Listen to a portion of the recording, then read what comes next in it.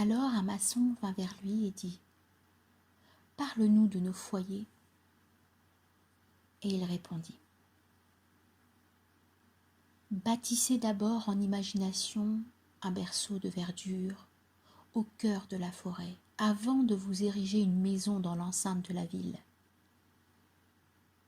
Car de même qu'il vous sera donné de retrouver le foyer au soir de votre vie, de même le voyageur en chacun de vous permettra-t-il de retrouver le lointain et la solitude. Votre maison est votre deuxième corps. Elle s'épanouit au soleil et sommeille dans la quiétude d'une nuit, l'illuminant par le rêve. Votre maison ne rêve-t-elle pas? Par le rêve, ne lui arrive-t-il pas de quitter la ville pour se perdre dans les broussailles et se hisser au sommet des collines? Ah, si je pouvais tenir toutes vos maisons dans ma main et comme un semeur les disperser dans les forêts et les prairies. Ah, si les vallées étaient vos avenues et les sentiers verdoyants étaient vos rues, si vous pouviez avoir la vigne pour lieu de ralliement et arriver avec les parfums de la terre dans vos vêtements. Mais ces choses ne sont pas encore pour tout de suite. Vos ancêtres trop craintifs vous ont rassemblés trop près les uns des autres. Et cette crainte ne se dissipera pas de si peu. Il faudra attendre quelque temps avant que les murs de la ville cessent de séparer vos champs de la chaleur de vos foyers. Et dites-moi, Jean d'Orphalaise, que cachez-vous dans ces maisons? Et que gardez-vous si précieusement derrière ces portes verrouillées? Est-ce la sérénité, la détermination tranquille par laquelle s'exprime toute votre force? Sont-ce des pensées profondes, ces arches de lumière qui courent de sommet en sommet dans l'esprit? Est-ce la beauté qui, à travers des œuvres de bois et de pierre, conduit le cœur jusqu'à la montagne sacrée? Dites-moi, avez-vous tout cela dans vos maisons?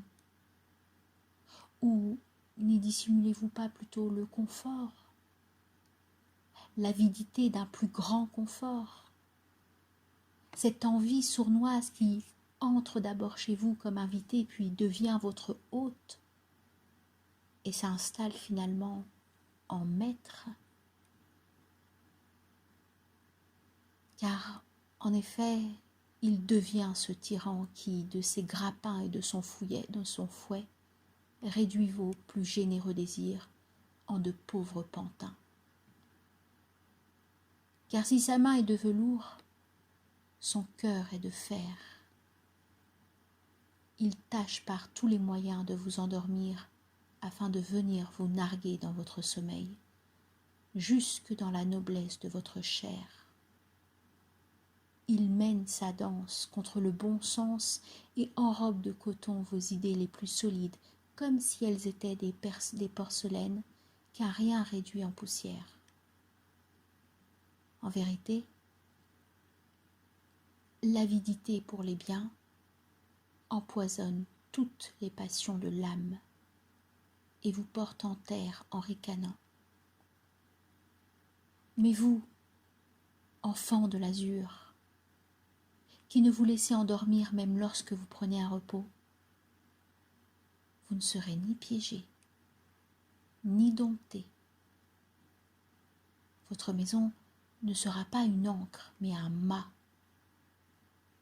Elle ne sera pas une tapisserie moirée cachant une plaie hideuse, mais une paupière protégeant l'œil.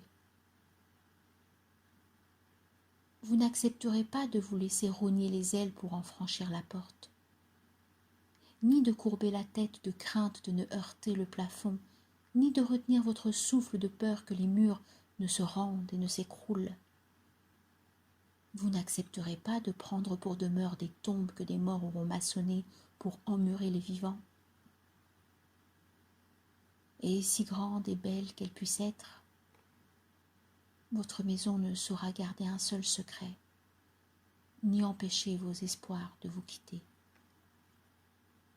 Car ce qui est infini en chacun de vous réside dans la haute demeure du ciel, dont les brumes de l'aurore sont la porte et dont les chants et les silences de la nuit les fenêtres.